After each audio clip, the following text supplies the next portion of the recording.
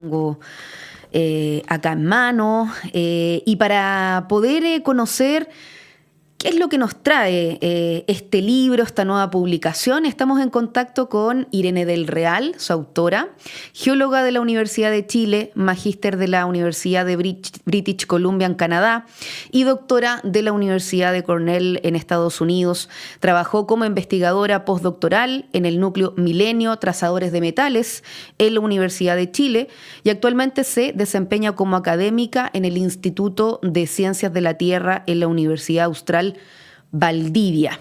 Irene, bienvenida. Hola, muchas gracias por la invitación. Feliz de estar acá para conversar. Irene, bueno, para comenzar, quería preguntarte, porque quizás a través de algunos de esos detalles podemos ir conociendo de a poco cómo te fuiste inspirando, dedicando a esta área. ¿Cómo llegaste a la publicación, tanto desde el origen a finalmente tenerlo acá ya impreso? Bueno, fue toda una aventura y un viaje, yo creo, como cualquier proceso creativo. Yo he estado trabajando con la editorial La Pollera, que es la editorial que publicó mi libro. Y bueno, el 2020 yo gané un premio de Mujeres en Ciencia de la Fundación L'Oréal con UNESCO. Ujú. Y eso es un premio súper importante y que la verdad fue increíble para mí porque le dio visibilidad al trabajo que yo hago. Y a partir de eso, yo me puse en contacto con la editorial, o ellos se pusieron en contacto conmigo y un poco tuvimos la conversación de hacer algo escrito. Y yo quería escribir algo, yo creo que mucho más, bastante distinto a lo que terminó publicado. De hecho, me encanta lo que terminó publicado. Pero la idea original era, yo creo, muy enfocada en metales para la transición energética. Pero la idea para mí era poder partir con una premisa bastante sencilla, pero que responderla fue toda una aventura, que era un poco que pudiésemos tener una opinión formada sobre el uso de metales y su uso en el futuro, ya sea positiva o negativa, pero una opinión informada. Y a partir de esa idea empecé a escribir el libro y me di cuenta que, claro, hay una parte de geología, pero también hay un contexto Mm. histórico fascinante sobre cómo los metales han influenciado nuestro desarrollo. Y bueno, y a partir de eso empecé esta aventura y un poco llegué al resultado ahora, que es una mezcla de ciencia, historia y un poco de filosofía pensando en el futuro. Sí, porque aquí tenemos, bueno, varios capítulos cuando hablamos de esta historia subterránea, el origen del planeta y su tiempo geológico, la revolución permanente de la edad de los metales a la revolución industrial. Son 5 capítulos, más el epílogo, que podemos hablar de eso más adelante. Y quizás quería enfocarme en esto que lo desarrollas en el capítulo 2, que quizás lo complejo que significa para nosotros ponernos en 2 escalas del tiempo, una geológica y otra humana, porque son tan distantes. Sí, bueno, para ser muy sincera, son las cosas que a mí más me gusta de la geología, esta especie como de desacople temporal que tenemos nosotros como humanos, como seres vivos de la Tierra, del planeta, que tiene sus propios tiempos y su propia maquinaria interna que funciona independiente a nosotros. Y eso yo creo que es uno de los conceptos más importantes que nosotros aprendemos en geología, es el tiempo geológico. Y es una escala de tiempo, una línea de tiempo diferente donde nosotros somos una parte muy, muy, muy minúscula recién al final que aparece. Entonces, bien impresionante entender que la Tierra ha estado ahí hace billones de años, Ujú. va a seguir ahí, y nosotros somos una pequeña parte del tiempo que estamos habitando. Creo que, claro, como solemos ser muy humanocéntricos en general, porque es nuestra realidad, entonces es una sensación bastante como bonita también, ponerlo en ese contexto de la historia de la Tierra y el planeta, y también desde el punto de vista de los metales y cómo se van formando, verlo desde la perspectiva que toma millones de años llegar Mm. a poder formar un yacimiento metálico y que hay toda una historia y toda una maquinaria que es la misma que tiene que ver, de hecho, con que tengamos terremotos, incluso volcanes, que es responsable que se acumulen los metales en la corteza del planeta. Irene, hay varios pasajes, hay varios datos, hay información, hay reflexión. Quizás ahí traspasarte no los podemos relatar todo, porque además la idea es que quienes terminen acá interesados e interesadas adquieran el libro, pero algunos hitos, algunas ideas que a ti te marcaron dentro de lo que fue toda esta recopilación o que para ti eran importantes que quedaran acá en la versión impresa. No sé si puedo dar un número, dos o tres, o algunos elementos que para ti se denominen como hitos en esta historia. Yo creo que darse cuenta de la importancia de los metales para el desarrollo de la historia es increíble, y eso lo traté de describir, especialmente épocas antiguas como la edad del bronce, que fue una época tremenda para la humanidad, Mm. del cual sabemos muy poco, en que se caracterizó en poder empezar a usar los metales, específicamente el bronce, que es una aleación entre cobre y estaño.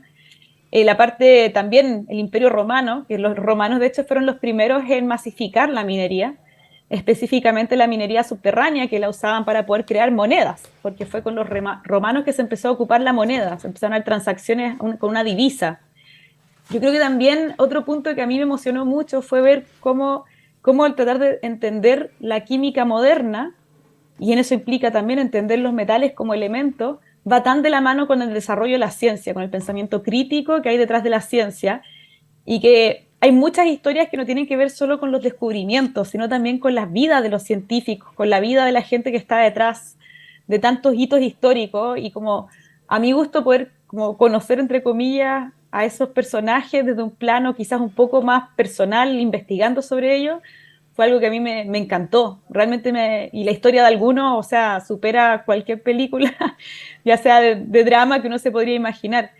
Y finalmente yo creo que otra cosa que a mí me impresionó mucho fue estudiar sobre guerras, sobre cómo las guerras, específicamente la Segunda Guerra Mundial, está controlada casi en su totalidad sobre quién tiene el poder sobre metales.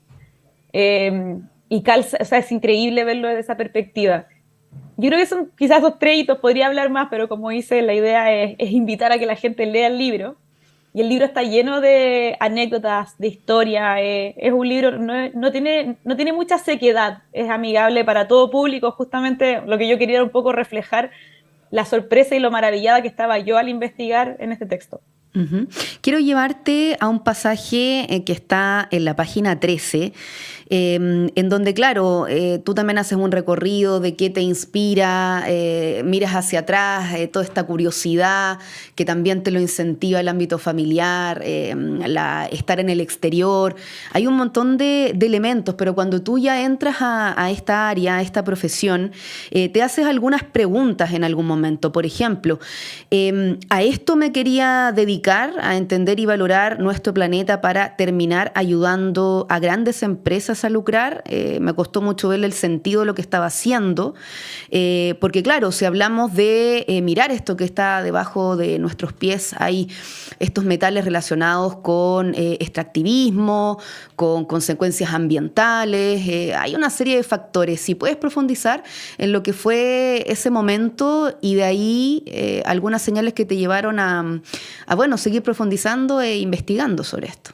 Sí, bueno, yo entré a geología motivada por la curiosidad de querer saber y entender la maquinaria o el mundo que está bajo nuestros pies, esa especie de historia subterránea que menciono ahí.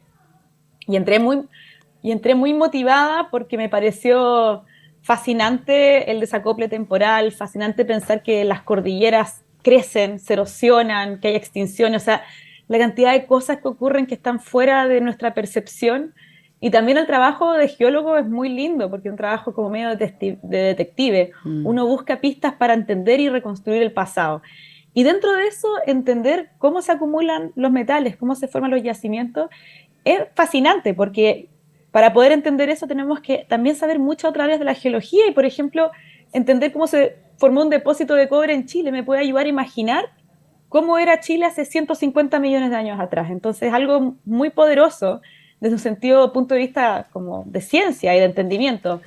Pero claro, a mí un poco ese momento de cuestionarme era que, claro, yo me especializo en poder comprender los procesos geológicos que forman yacimientos de metales, y ese conocimiento es particularmente interesante para la industria minera, para aquellos que están buscando metales para poder operar minas y hacer minería en el fondo. Entonces yo creo que tuve esa crisis en que, claro, veía amigos que no eran geólogos, que estaban trabajando en cosas donde estaban como en la primera línea de aporte a la sociedad, entre comillas, ya sea en área de la salud o asistencia social, lo que sea. Y me veía tan lejos del poder entregar de vuelta a la sociedad, que eso un poco me llevó a cuestionar qué estaba haciendo. Y bueno, yo tuve un profesor del doctorado, un profesor guía, tipo súper, o sea, es uno de mis grandes mentores, somos muy amigos, de hecho, y una persona con mucha sabiduría, la cual yo, y también con mucha confianza, que cuando tuve esta especie de crisis que me duró, yo creo, como un año, lo pude conversar con él, de hecho lo describo en el libro, que veníamos de Mm, vuelta de terreno desde Copiapó, yo había pasado una temporada completa trabajando allá, y le conté, un poco le conté y le comenté esta incertidumbre, esta inseguridad que tenía sobre lo que estaba haciendo. Ya llevaba mucho tiempo trabajando en el tema, investigando. Y él me comentó algo que me caló muy profundo y que de hecho un poco me ha motivado a seguir trabajando y yo creo que de hecho una de las motivaciones es haber escrito el libro. Que es que, claro, nosotros como geólogos, como lo que hacemos, no vemos realmente de manera tan obvia la acción o las consecuencias de las cosas que hacemos, pero cualquier desarrollo social a nivel mundial, cualquier desarrollo de país, y esto estamos pensando también que una buena parte del mundo todavía hay países en vía de desarrollo, se necesita infraestructura para construir carreteras, hospitales, poder tener conectividad, todo eso requiere materia prima, todo eso requiere de metales y se nos olvida eso. Y hay un poco siempre entro en esta dinámica de empezar a tener conciencia sobre la importancia que tienen los metales en nuestro día a día. Y me doy cuenta, claro, en realidad esto que nosotros hacemos un poco es silencioso, pero no así menos importante. Y eso a mí me motivó mucho, primero a seguir estudiando, también dedicarme a la parte académica, pero también a empezar un poco a verbalizar esto, la importancia que tienen los metales, porque de la misma forma que nosotros hoy en día tenemos un consumo mucho más responsable sobre lo que comemos, por ejemplo, yo aspiro a que nosotros deberíamos tener un consumo mucho más responsable también sobre qué metales consumimos. Entonces, un poco por ahí, en eso empezó esta crisis y en eso derivó. Así que yo, como buena crisis salí ahí a flote sacando algo positivo. Conversamos con Irene del Real, geóloga, autora de Todo lo que brilla, cómo los metales han formado nuestra historia. Y claro, en estas páginas podemos decir, tú vas abordando conceptos, vamos conociendo estos metales, vamos conociendo, más allá que alguna vez quizás en el colegio, ¿no es cierto?, uno se puede acordar, se veía esta figura de cuáles eran las capas al interior del planeta, pero claro, hay toda una continuidad que nos permite llegar quizás a un punto, ya hacia el cierre del libro, donde tú hablas de, claro, somos conscientes de en qué objetos, en la infraestructura, en el desarrollo, la tecnología, necesitamos de este tipo de metales al día de hoy. Y bueno, ¿qué pasa con ese nuevo paradigma de consumo? ¿Hacia dónde apuntar como desafío por los impactos que ha tenido o que tienen algunas de las industrias cuando hablamos de transición energética, cuando hablamos de algunos sectores que hablan de negacionismo respecto del impacto climático? Tú también, por ejemplo, mencionas lo del secuestro del carbono. Eso también hay unos antecedentes que a lo mejor para el público en general puede ser bien llamativo y que para muchos éramos bastante ignorantes en aquello. Ahí te he puesto varias ideas sobre la mesa, pero vamos comentando algunas. Sí, bueno, yo creo que la idea del libro es un poco llegar hacia al final, que esta es la que mencionas tú, la parte como quizás más densa pensando hacia el futuro, que como, ok, cambio de paradigma. Porque hay algo que es muy contraintuitivo sobre la transición energética, sobre si nosotros, o sea, todos queremos, yo el negacionismo ahí no sé muy bien qué se puede hacer cuando la ciencia habla por sí sola, más que conversar con la gente, pero por ejemplo, si nosotros pensamos que queremos un futuro carbono neutral, porque eso es lo que aspiramos un poco como transición energética, esto implica uso de energía solar, implica uso de energía eólica, autos eléctricos, baterías eléctricas en general, y un poco se nos olvida que todo eso requiere metales. De hecho, un auto eléctrico requiere entre 3 a 4 veces más cobre que un auto convencional y ocupa como 100 kilogramos de carbonato de litio. Y nosotros, si nos pensamos en un panel eólico, perdón, en un panel solar, en una turbina eólica, es increíble la cantidad de metales que necesitan para que eso pueda funcionar. Entonces, esta es la parte contraintuitiva, porque uno pensaría que un futuro más sustentable es un futuro donde no hay minería, pero llegamos a este punto en que nos damos cuenta que para poder llegar a ese punto requerimos de más metales, y más metales de los que tenemos hoy en día. Entonces, un poco lo que exploro es pensar, ok, ¿cómo lo hacemos? ¿Cómo lo hacemos? Porque obviamente hay una carga histórica que tiene que ver con la minería y la sociedad, que se relaciona con desastres medioambientales, también con mala relación con comunidades locales, en general con externalidades negativas que vienen ligadas a la industria minera. Y yo creo que tenemos que repensar, y también soy positiva, yo creo que parte de la industria está súper arriba de la idea con esto, en una minería que sea diferente, que sea sostenible en el tiempo, que funcione y que sea carbono neutral la misma minería. De hecho, una minería que emite la misma cantidad de CO2 que secuestra, y aquí viene un poco el concepto que hablabas tú, que es el secuestro de carbono, y también una minería que interaccione y que se relacione bien con las comunidades locales, que sea más Mm, activa, donde la comunidad tenga algo que decir. Y eso es un cambio de paradigma grande. Y ahora, lo que mencionaba del secuestro de carbono, que es muy interesante, que a veces nosotros como no lo pensamos mucho, que de la misma forma que nosotros emitimos dióxido de carbono, hay formas de secuestrar el dióxido de carbono, de sacarlo de la atmósfera. Entonces, cuando nosotros hablamos de ser una sociedad carbono neutral, en el fondo es que seamos una sociedad que emite la misma cantidad de CO2 que secuestra. Y en ese sentido, la minería sí puede aportar. Hay procesos mineros que se pueden enaltecer para, por ejemplo, poder secuestrar carbono, y de la misma forma también o sea, una industria minera puede tener una flota de camiones que sea eléctrica o que funcione con hidrógeno verde. O sea, hay muchas cosas a mejorar y cambiar.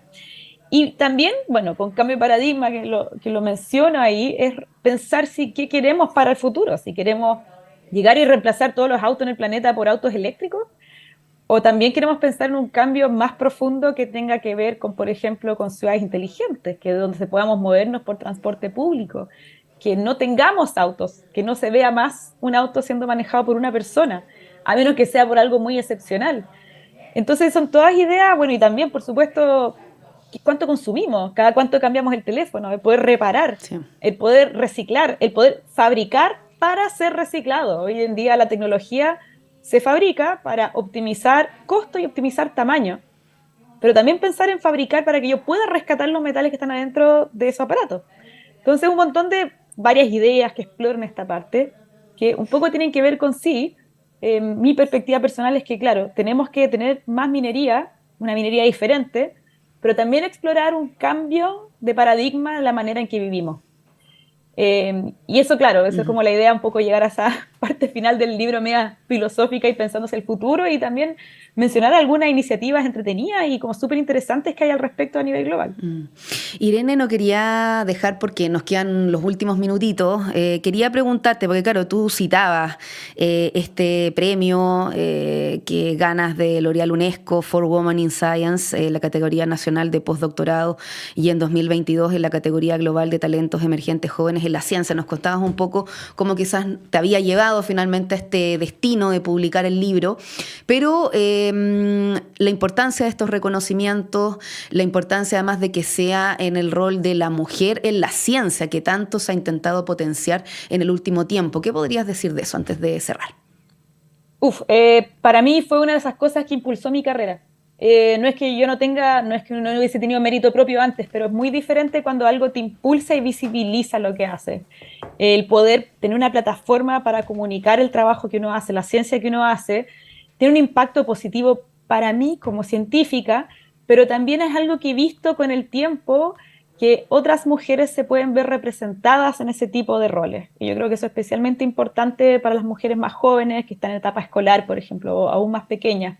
Entonces, yo creo que es un premio que es súper importante. Hay varios más en ese sentido, especialmente para visibilizar, reconocer y también darle representatividad a las mujeres en la ciencia.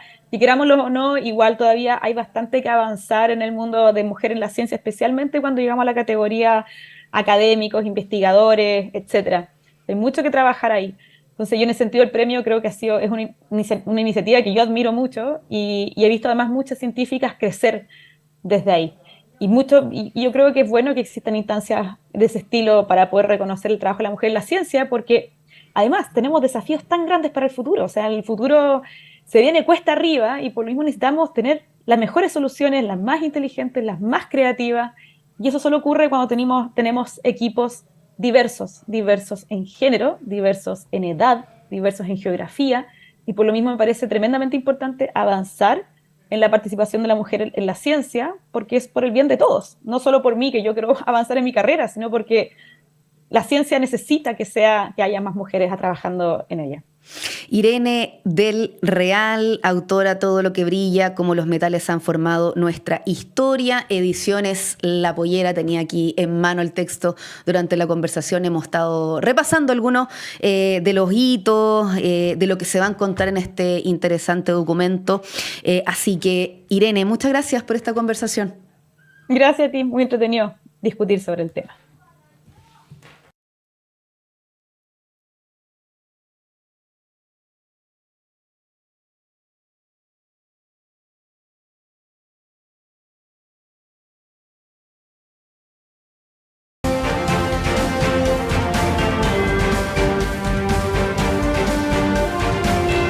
Y luego de esta conversación, acá en la primera edición de Radio Análisis, viernes 15 de diciembre de este 2023, cerramos la primera edición de Radio Análisis. Agradecemos su sintonía, los y las invitamos a que sigan junto a la programación de Radio Universidad de Chile, actualización informativa en radio.chile.cl y también a las 13 horas en la segunda edición de Radio Análisis. Agradecemos al equipo también que permite esta salida al aire, Francisco Beas en los controles, Manuel Silva en la transmisión audiovisual junto a Carlos Montes de Oca, Tania González en la producción, Diana Porras quien les habla, que tengan buena mañana.